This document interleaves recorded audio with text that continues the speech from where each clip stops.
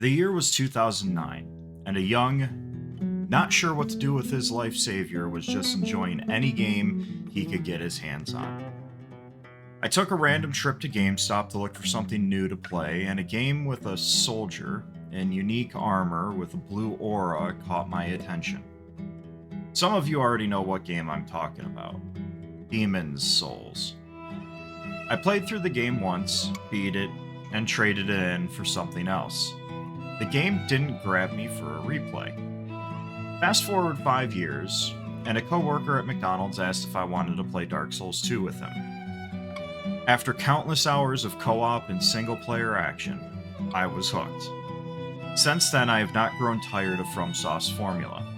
Dark Souls 1 and 3, Bloodborne, Elden Ring, and even Sekiro have been there for me whenever I was bored and needed a good old reliable fun time. Now you're asking yourself, Savior, this is a Lies of P review.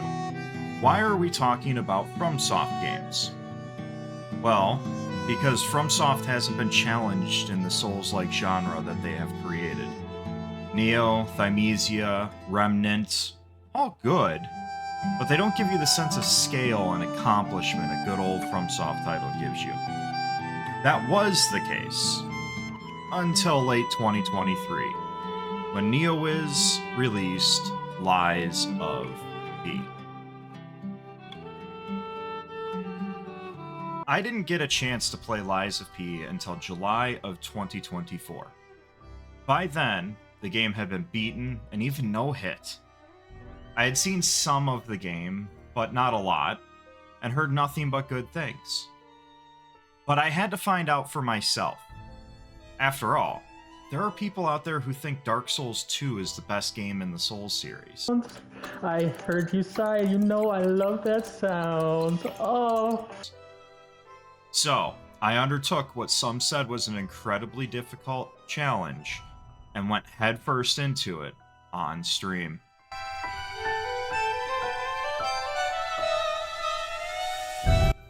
Lies of P is set in the city of Krat, a European-inspired city that seems to take place around an industrial revolution. Your main hub is Hotel Krat, where all of the vendors, level ups, and main points of lore are explored. The hotel also has an area where you can test new weapons, arms, and abilities without the fear of dying. This was one of the best quality of life changes I have seen any company bring to a Souls-like game. And I hope this catches on with other companies, including FromSoft. The rest of the game sees you travel rather linearly from the city streets to a giant puppet factory to a swamp far on the outskirts to honestly what was a rather random island. The puppets, humans, and P all fit into this world perfectly, and it's gorgeous to boot. There are even some hidden Riddler-like questions to answer that grant you a key to an out-of-the-way door that gives you some pretty outfits and some quartz, which is used to grant passive buffs to P. Personally, I prefer games that allow more freedom in your path than what Lies of P offers the players. In Dark Souls 1 and 2, you have a recommended path before you, but it still offers options. Lies of P does not afford you the option to go after a different boss or go to a different area. I understand that this is for the story, which is much more coherent than anything FromSoft has ever done, but at the same time, I feel like this hurts the replayability of the game. For the setting and the environment, I give Lies of P a solid 7.5 out of 10.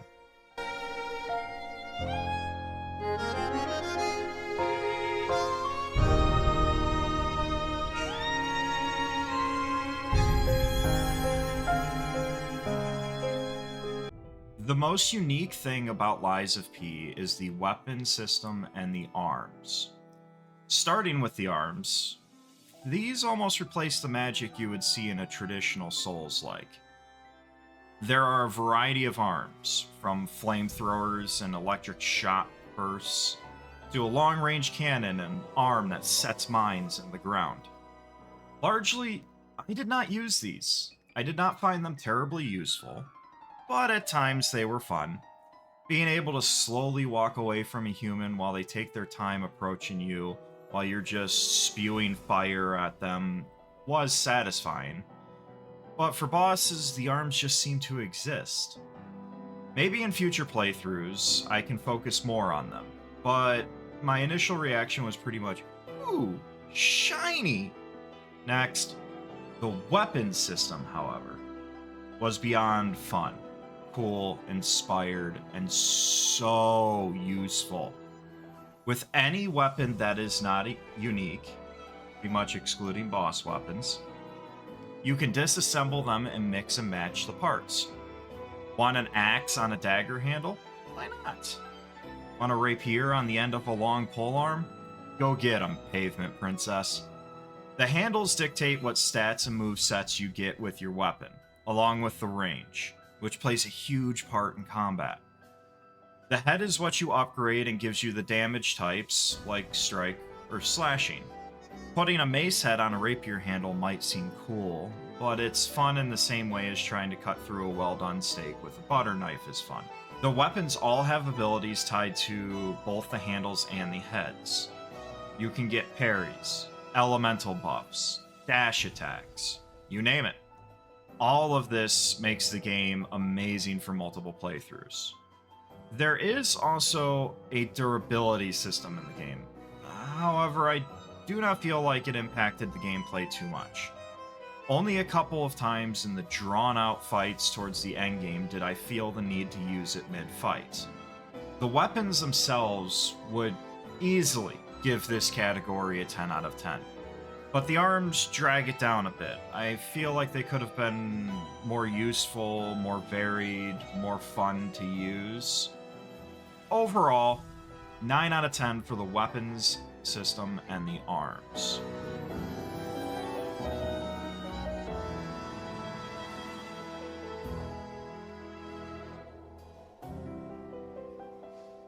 The combat is where Lies of P shines.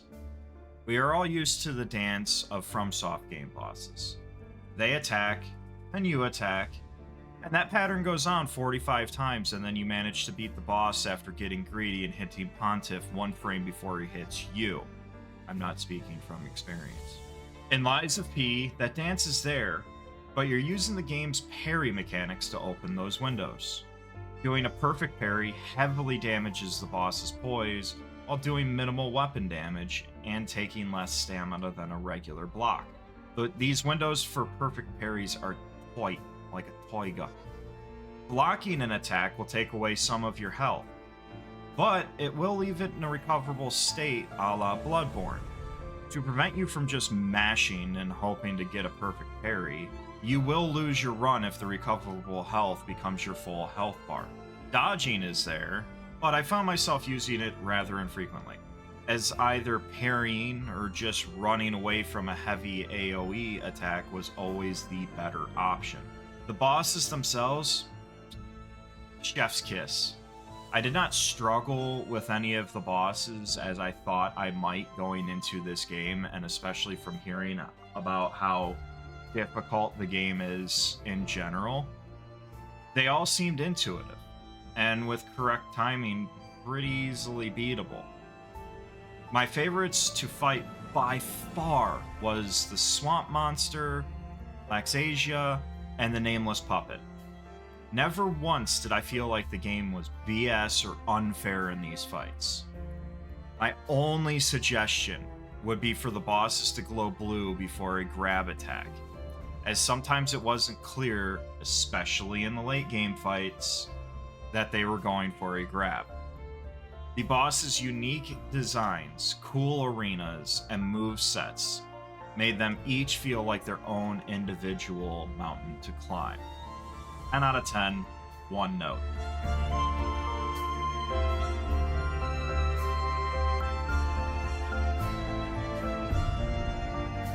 Overall, I feel comfortable in stating that Lies of P is the greatest Souls-like to ever exist. I touched on Nioh, which struggles with a lot of the issues Dark Souls 2 has. Plus, what seems to be an inspired by Path of Exile skill tree. These drag the game down and can make it feel like a chore to play. Thymesia, a good, if not great game on its own right, is only about 9 hours on its first playthrough. There isn't enough content to warrant calling it a great in the Souls-like genre. Lies of P, however, has amazing bosses. They took a risk with both the arm and weapon systems. The arm systems didn't really pay off, but the weapon system is so much fun.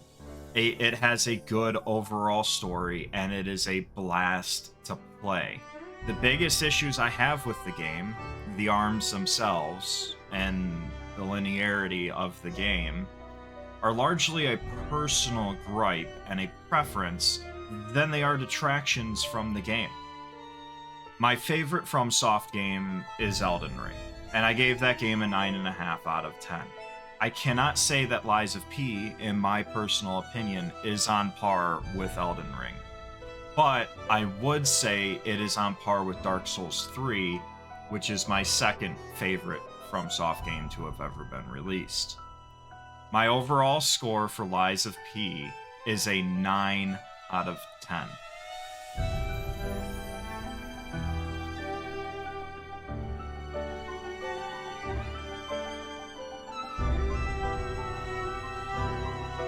Thank you for watching my review on Lies of P. I know it's a little bit late, but I thoroughly enjoyed the game, and I hope you enjoyed the video.